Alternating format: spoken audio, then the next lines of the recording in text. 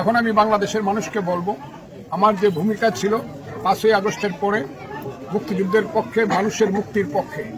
এদেশের অসাম্প্রদায়িকতা, ধর্মনিরপেক্ষতার পক্ষে, মানুষের পেটের ভাত, পরনের কাপড়ের পক্ষে, মানুষের চাকরি কর্মসংস্থানের পক্ষে,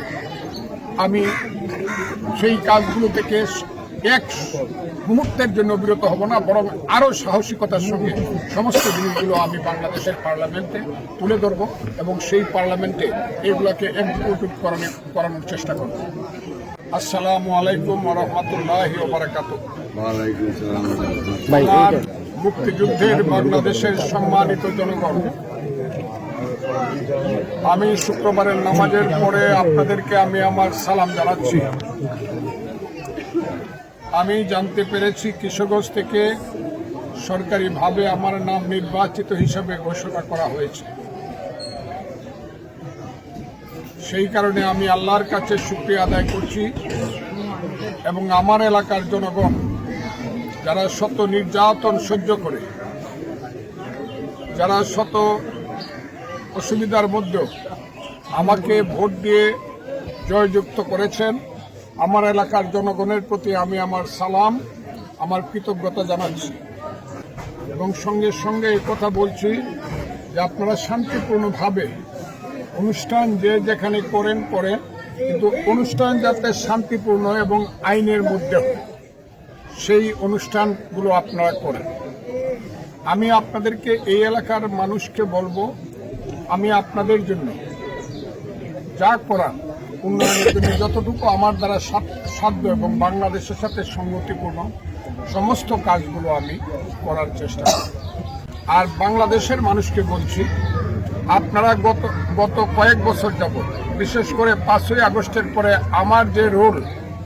আমার যে ভূমিকা বাংলাদেশের রাজনীতিতে,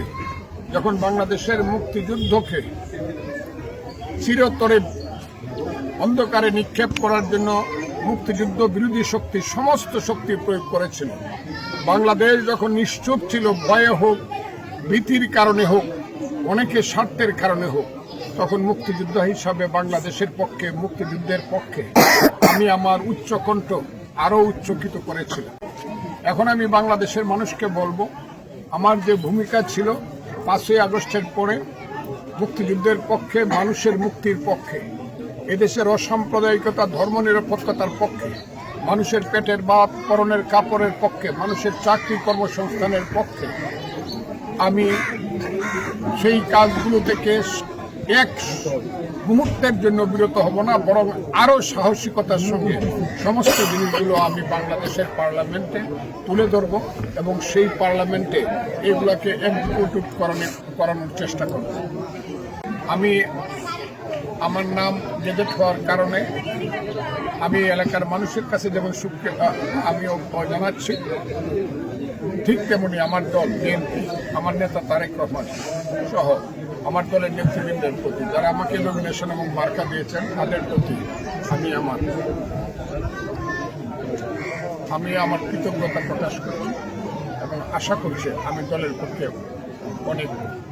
কঠিন ভূমিকা, বড় ভূমিকা এবং ভালো ভূমিকা পালন করব।